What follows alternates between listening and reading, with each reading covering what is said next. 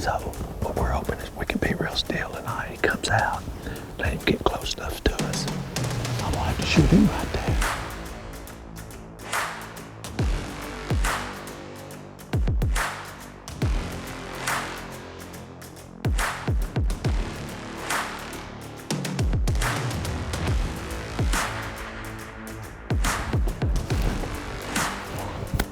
Woo, baby.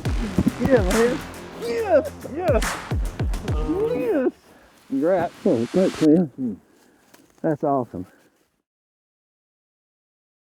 Now we're still looking for sky high sheds. Banana buck Sheds or racks. Been finding a bunch of old deer, just nothing with no size. A few young ones. But we're not in the right place yet. Bobby thinks he found a match fit. Well, I found one, Jeff found the other. He thinks this He's just missing a brow. could be a match. Do you? It's the one that my dad hunted all fall. He'd come through the hardwoods, that old sun just be rising in the morning, glistening off that old G-tine right there. You doing the Instagram story? Slip down in there. We've always been drawn to the idea of hunting specific bucks. The off-season is really where it starts though. Finding their sheds, getting their early summer pictures, and just trying to start putting the pieces together.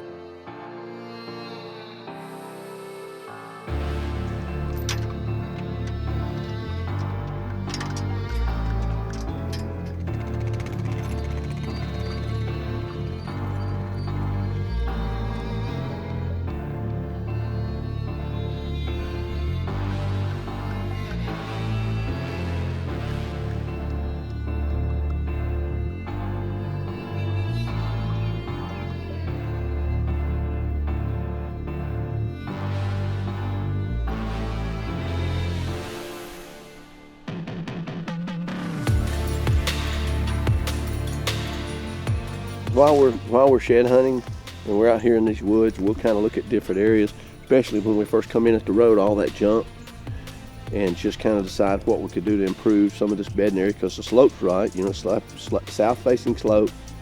And anytime we come across a spot I think needs to stand, I drop a pin and I put it red pin, I put new set.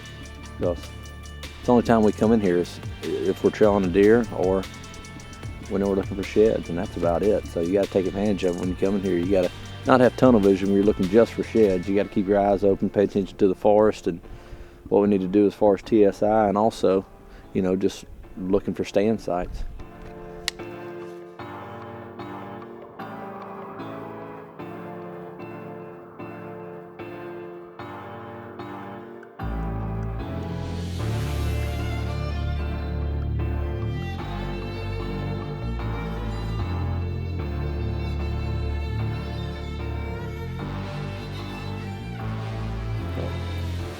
that's odd. That's the other side. Jeff, Cash, look what I got. The other side of T-Rex. Both sides of T-Rex, actually. Where in the world could he have got that from? We had a couple encounters with him this past season, one early season, one late season. Early season, he came around, come in behind us and worked through some beans, never really got out in front of us.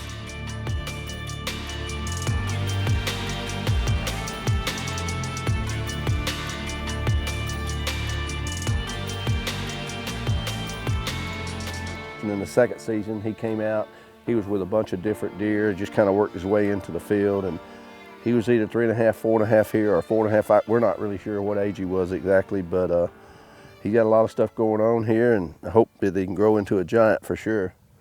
Not really sure what happened there, and not sure where all this twine come from. It just seems odd that he would get this right here all on him and kind of not be able to get it off and drop his shed while it was still there, so that's pretty cool.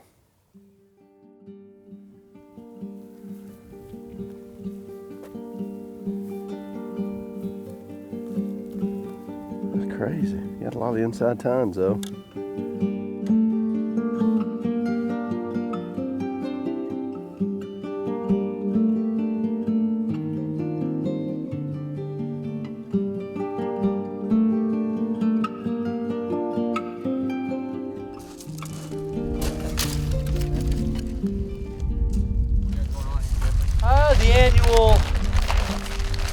cook-off on Saturday for the shed hunt. A little hot dog grilling. I got pyromaniac Jamie Willman on the match here.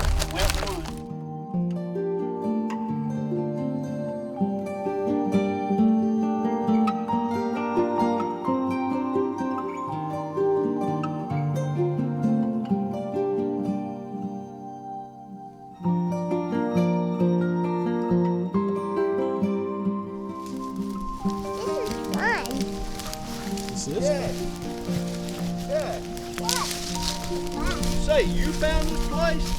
No, I said you. Oh, okay. Did you say I helped you with the fire or you helped me? Wait, don't throw that. You helped me. Who built the fire? You. Oh, okay. Then I You helped. and me. That's it. They've been up there working on a fire for an hour and they couldn't get it going. Me and you come down here. I'm really excited to be able to hunt a buck of this caliber, and to have him living in one of my favorite areas that I love to hunt makes it just that much sweeter. He's cooking his own I wing. got a hard one. I got twice bacon. Hey, how we cooked them perfect last time?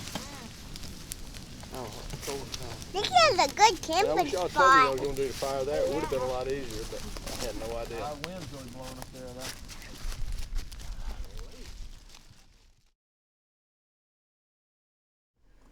though. Okay, so we got a rhino blind in here, and we are gonna pop this thing up and see if it will fit a platform that we have in a field that we can hunt on the wind we're gonna have for the next few days, and hopefully got a couple of good bucks in there, and I hope this will fit that platform. What we're gonna do basically is just pop it open right here in the garage and see how big it is. I know my platform's 6x6. I'm sure this is at least that big.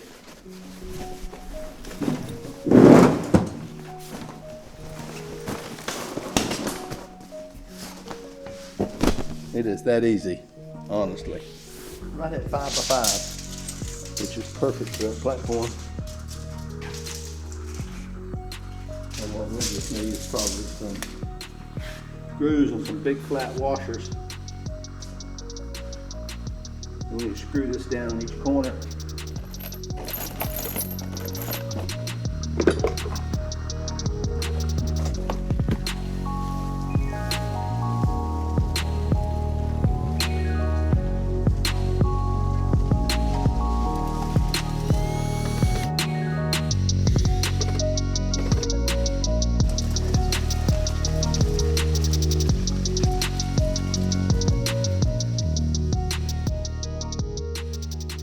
So here we are. It's early October. T-Rex is on my mind. I'm thinking back and forth, all the strategies, how I'm gonna hunt him early season. We're out in Colorado the first week of October. Get a picture of T-Rex. I think it was right on October the 5th. Daylight picture, strolling right by one of my stands. Wind's supposed to be out the west, but I don't know. It's just, I don't like it. I probably shouldn't have come in here, honestly.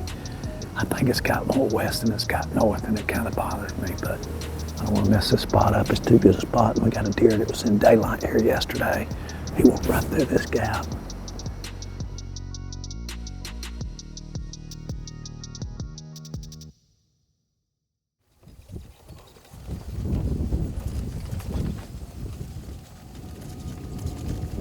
We're back in the stand today. We're hunting a biologic trophy plus clover patch, and the deer moved through the clover, hopefully worked their way through this neck. We got daylight pictures 2 nights ago of a buck we called T-Rex. We hunted him last night, but I don't know, the wind acted crazy. Saw another good buck last night. He just stuck his head out and turned and went back in, so hopefully this wind will calm down a little bit tonight and the deer will move. It's October 11th already, and this month is flying by.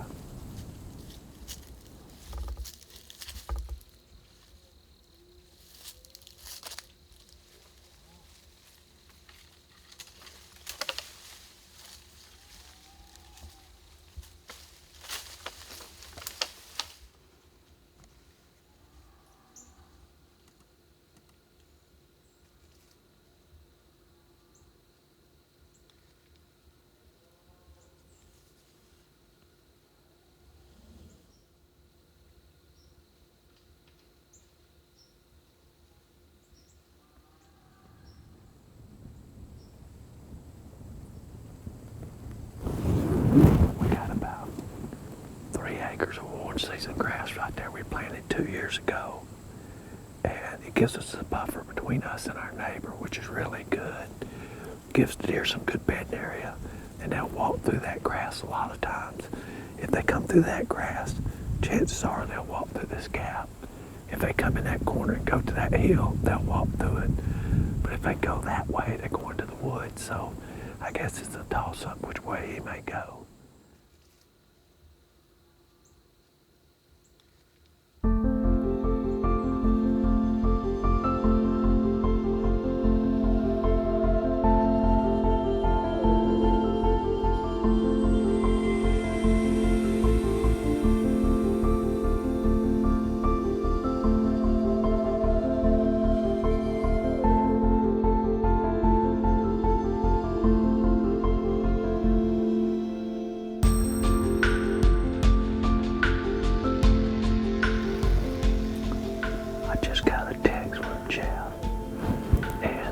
It appears that the deer we come in here sitting for tonight just showed up on a Spartan camera about probably a half a mile to the north of, or to the south of us right here. But it's kind of funny, really. Of all nights, he's picked the night to go the other way, but that's cool. At least we know now.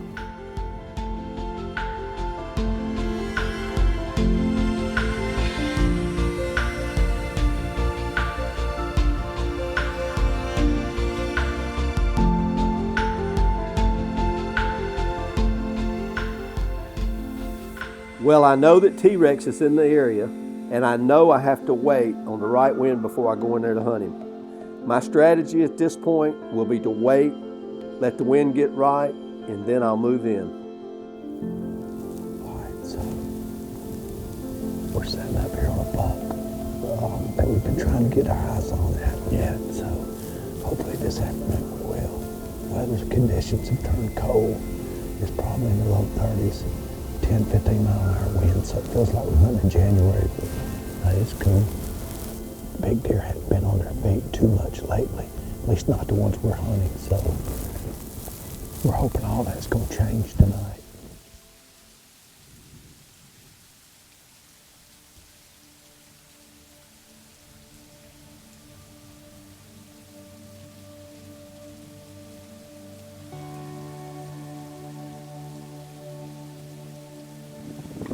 Yes, there, boy.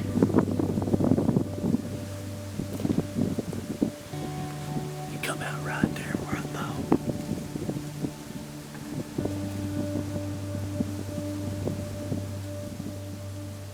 Come here, baby.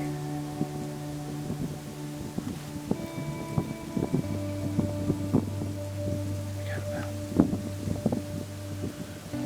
about 20 minutes left.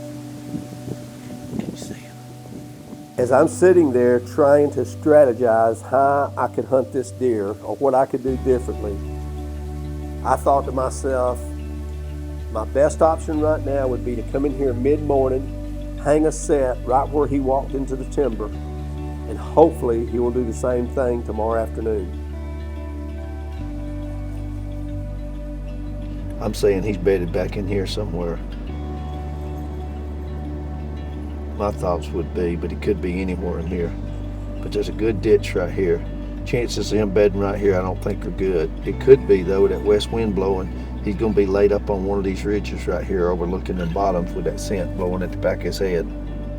I say we find us a tree and see if we can find something that'll work for us.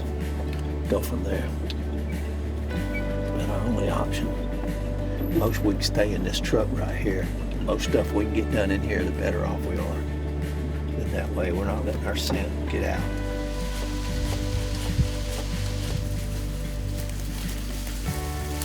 We come in here this morning on the set right where we saw a T-Rex yesterday afternoon. If he comes out this afternoon and does the same thing, it'd be a 30-yard shot.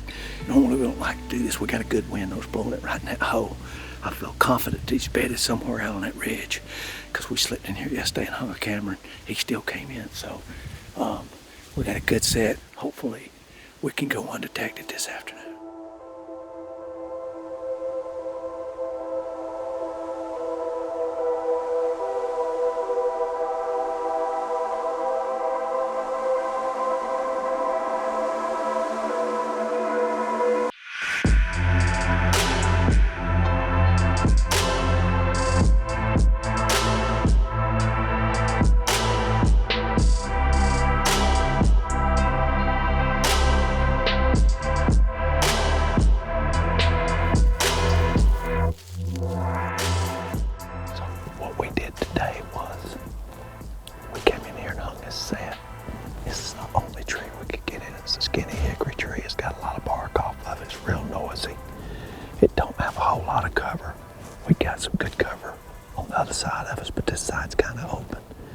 So what we're hoping is we can be real still tonight. He comes out, let him get close enough to us. Hopefully we can be on him pretty quick. I'm gonna have to shoot him right there if he wants to come through here. I can't let him get no further.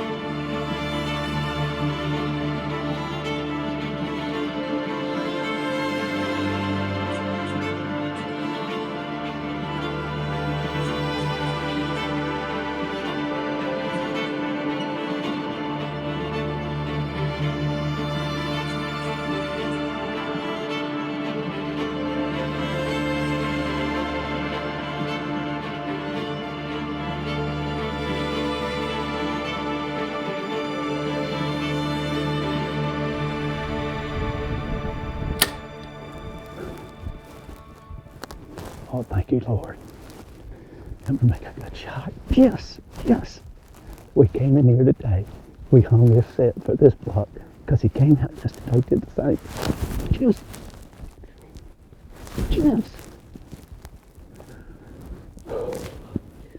I've been making that shot all year, but I tell you, when he's standing there looking at you and you've got all these limbs and these trees and all that, and he stops and looks up here at you, turns around, runs off, 10 yards, stops. He's angling away, quartering away, but it was a good shot. I dug it deep in him. I don't know what to say, man, just like I don't know. We slept in there today. We hung this set. It worked like a charm, I mean, to a T. And you know, here's the whole thing about this. Yeah, I let the arrow go, but I mean, me and Kyle and Jeff and Derek, this is a team effort. This ain't nothing that one of us does. We all do it. We all contribute, man. It's not, Kyle ain't just behind that camera. He's hanging these sets. He's putting out cameras. He's mowing this clover. He's keeping all this stuff done. And Derek, he's got his job. He does all the stuff for the Lindsey way. And Jeff, he runs the cameras and all the stuff. And I mean, I just play a small part of it, but I'm thankful to have that part. And it's so much fun. That's the biggest deer. That's probably the second biggest deer I've ever shot with my bow. He's ripped up pretty good. He was bleeding real good. That's exciting, man. It's like, right now we're pumped.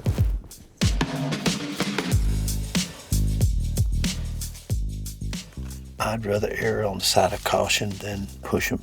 So we got plenty of time. I mean, he ain't going nowhere. He'll only go in there and lay up. If we push him, he might run 2 or 3 hills, and it'll be like disaster trying to find him. So I'd like to have them guys for the recovery. Kind of fun having everybody together finding a deer. So we'll give them a couple hours. We'll all go back in there and they can help drag him out.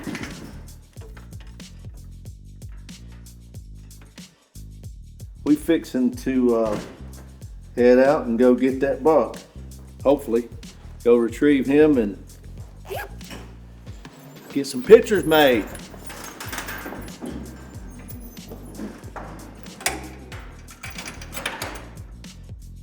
He jumped right here. See that blood? Where y'all stop? Yeah.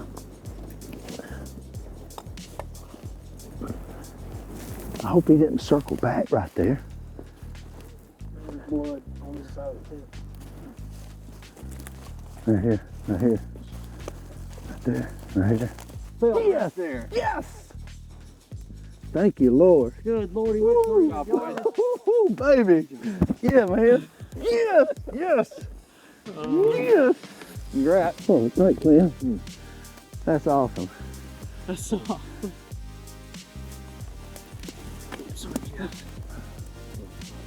Wow. Man, he failed down in here, didn't he? Yeah, he did. He's already broke his point. 1, 2, 3, 4, 5, 6, 7, 8, 9, 10, 11, 12, 13, 14, 15. Did you count that one? Mm-hmm.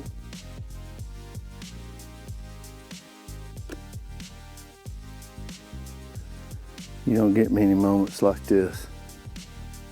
Awesome, man. So happy, feel so blessed that we'll be able to hunt these animals that's like this. It's just unreal. Real happy. We hadn't really put our eyes on the deer. We knew he was there. He hit the camera a few days ago. And so we're hunting up there in that gap. And you know, you sit there and you just get to looking and you watch the deer and you see what the deer do and what they look like when they go through. And we just kind of felt like it was too tight of quarters. We really didn't understand why. The deer hadn't been going in there, but we hadn't hunted it in a year and a half in that spot. So it's kind of hard just to come in here and try to figure out what's going on. So we sit there and he came out last night. And when he came out, he come out into the clover a little bit. He went into the corner where we couldn't see him. He come back out and he walked up, and it was dark then. It was raining and we lost shooting light. He come out with about 17 minutes shooting light left. So when he come out tonight, he come out in that field, he really didn't waste much time out there feeding. And I mean, he walked just piddling right to us. He got right to us, 10 yards from us, and then he looked up at us. And honestly, I thought it was all over, especially when he turned around and bolted. And I might have kind of shot a little bit quick because I didn't know what he's going to do next. I didn't really want to holler at him or try to stop him or nothing at that point because I knew he was already just spooked. But when he ran back off, he kind of relaxed a little bit, and he was probably 24 yards away. And then when I shot him quartering away, so I felt like I really seen the arrow go in. I felt like it was a real good shot, and didn't think he'd go very far. I guess that I only got one lung problem. He just run a little bit further, but I knew he couldn't live with that. I mean, if you could see the blood and all the stuff that we saw, it was just unreal. And I said this earlier, and I'm like, yeah, I shot the arrow, but I mean, it's a team effort, really and seriously. You just don't do something this good by yourself. It takes all of us. Everybody's got their own job, and everybody does a great job with it, and this is what teamwork could do right here. It's an awesome buck, and we all should be proud because we all part of it. That's what makes it so much fun.